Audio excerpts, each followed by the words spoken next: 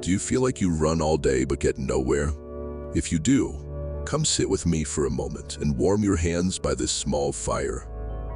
There is a quiet trap in life. It looks like hard work and it sounds like effort, but it leaves you with empty hands at night. People call it being busy, and it can steal your time without you even noticing. Let me tell you about a squirrel I once heard of, who learned this the hard way. Long ago, in a forest that smelled of dry leaves, there lived a squirrel named Ginny, a cute brown squirrel with a bushy tail, and she was always in a hurry.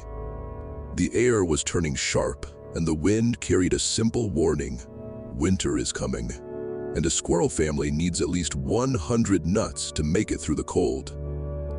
One morning, Ginny looked at her 3 little ones and said, "Today I will collect 100 nuts. By sunset, our home will be safe and full." Ginny started strong. She found a nut under a leaf, then another near a root. She tucked them into a hollow log and reached for a third. Good, I am moving fast. But then, a bright butterfly floated past her face. "Oh, just a second." She chased it through the branches, spinning and laughing, until it drifted away. When she looked back, the third nut was gone. She ran again, trying to make up for it. A shiny blue bird landed nearby and chirped. "Ginny, did you hear what happened by the river?" Ginny's ears perked up. "Tell me." The bird talked and talked, and when it finally flew away, Ginny saw 2 nuts had rolled out of the log while she was gossiping. She had bumped it sideways in her hurry and never thought to fix it. "No problem, I can run faster." And off she went. Later, a strange rustle came from the bushes. What was that? She froze. She stared into the shadows and listened to every tiny sound. Minutes slipped away, like water from a cracked cup. Nothing, just noise. But her mind stayed pulled by fear and what if. So the day went. Ginny moved and moved, always saying, "Just a second." When the sun dipped low and painted the sky orange, Ginny dragged herself to the hollow log and counted. 1, 2, 10, 20. Her voice turned small. "I worked all day. Why do I only have 20 nuts? I needed 100. On the ground below, a tiny ant named Chintu was working. Ginny had seen him many evenings like this, always moving, always adding one more grain to his store. Chintu was a small, determined black ant, and he always carried a golden grain. And whenever he passed his storage, he tucked in 1 extra grain, quietly, without fuss, as if saving a little more was simply part of the job. He moved like a steady drumbeat. Step, lift, carry. A cricket sang. A beetle bumped into him. Leaves fell and the wind played tricks. Chintu did not stop. He tightened his grip and walked on. By sunset, Chintu had carried enough to meet his goal, and his storage was growing full. Ginny saw him and felt a sharp twist in her chest. Envy, maybe, or something closer to wonder. She had watched him work the same hours she had worked, and yet his pile grew, while hers shrank. "Chintu," Ginny said softly, "how are you so sure you will have enough? You are so small, and winter is so long." Chintu looked up, calm and sure, and said, "I don't need to be big. I need to be steady." Then he picked up another golden grain and continued. The next morning, Ginny told herself, "Today will be different." But the forest was still full of sparkle and sound. She saw a butterfly and stopped, her paw half raised. Chintu's words rose in her mind. Steady, not fast. But then the flutter pulled her forward anyway, and she chased it, telling herself it would only be a second. She heard a story and told herself it would be quick, but her feet stayed rooted until the telling was done. She heard a noise and promised herself just one look, and the minutes dissolved before she turned back. Each time, a little hole opened in her day, and her time leaked out. By the time the last cold wind arrived, her body was worn, and her storage held only a fraction of the 100 nuts her family needed. Then winter came, not with a warning, but with a slap. The sky turned gray, and the first snow fell like quiet ash. Nuts were hard to find now. The branches were bare. Ginny's children huddled close, their bellies flat, their eyes wide. One little one tugged her fur and said, "Mama, are we eating today?" Ginny opened the hollow log and felt her stomach drop.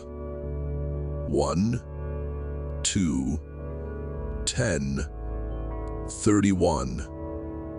I was busy all autumn, and still I have almost nothing.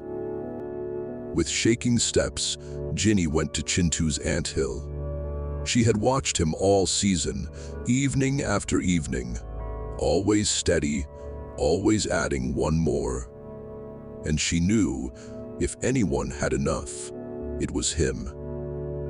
Warm air drifted from its entrance. The smell of stored grain filled the space. Ginny swallowed her pride and said, "Chintu, my children are hungry. I ran all season, but my pile is empty. Can you help us?"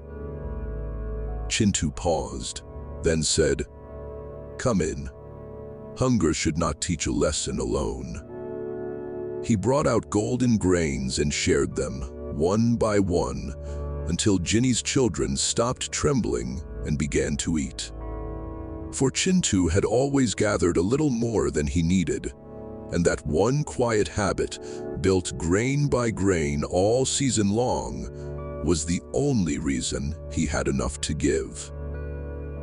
When the panic in Ginny's eyes eased, she looked at Chintu and said, "How did you do it? We both had the same days, the same sun, the same hours, the same forest." Chintu sat beside her and said, "We both had the same sun, the same sky, the same day. My time was in a bucket.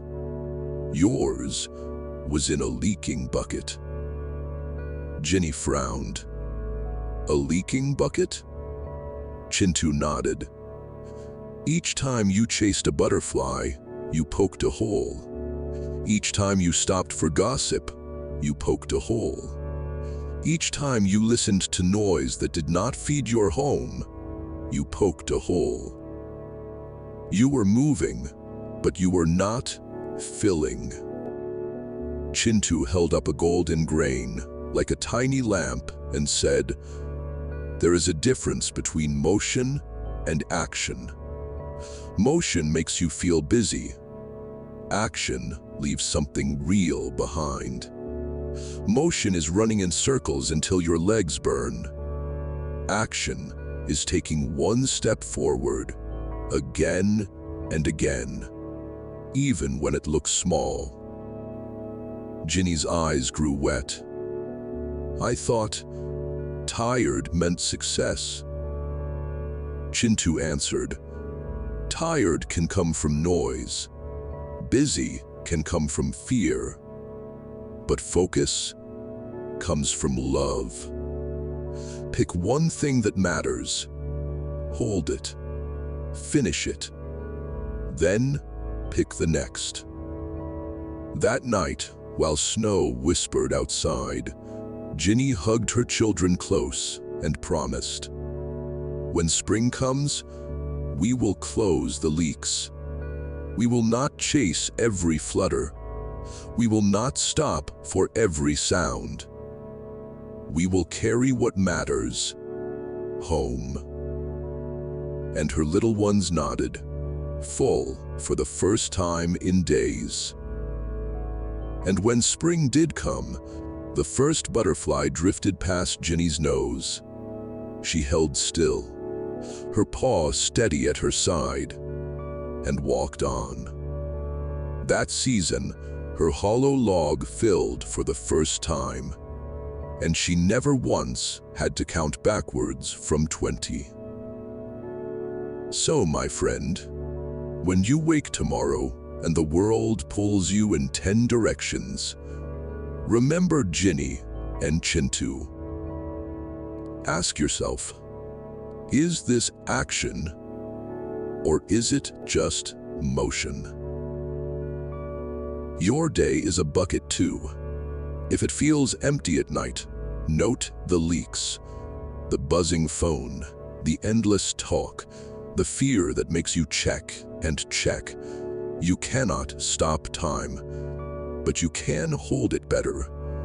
Close one leak, then another, and little by little, you will carry something home. Something that can feed your life when the cold days come. Take care of your bucket, friend.